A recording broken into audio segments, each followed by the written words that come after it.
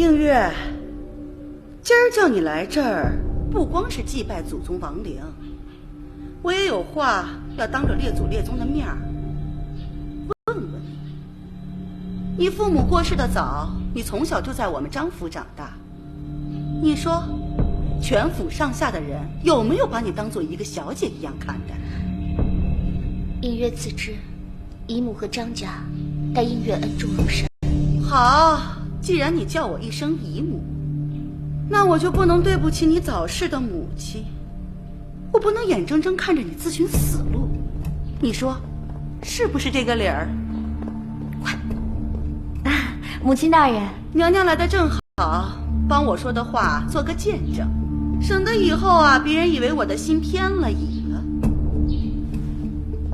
这么对待一个小姑娘，太不人道了。不行，我不能袖手旁观啊！我是一纯爷们儿。母亲大人，江妹妹不管犯了什么错，也不能这样责罚她呀。我这责罚算轻的了。映月，那日在太液池娘娘落水一事，你是要负全责的。我不管你是有心还是无意，她既为你的姐姐，你就应该时刻敬重和保全她才是。那日我也没怎么着，再说我自己也不是很在意。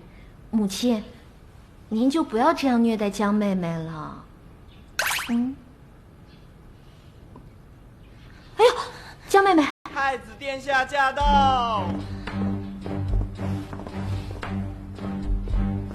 太子吉祥！岳母大人，江氏乃赵王的妃子，您这般责罚，恐有不妥吧？太子殿下自己也说了，这映月是赵王的王妃，您插手来管此事，恐怕也有些不太妥吧？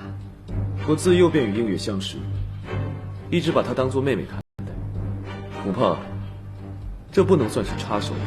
本是一起长大的孩子，以兄妹相称自然是好事，可毕竟男女授受不亲，况且殿下和映月又都各自婚娶，我是怕这越是亲近的兄妹之情，越会让殿下您遭受非议啊。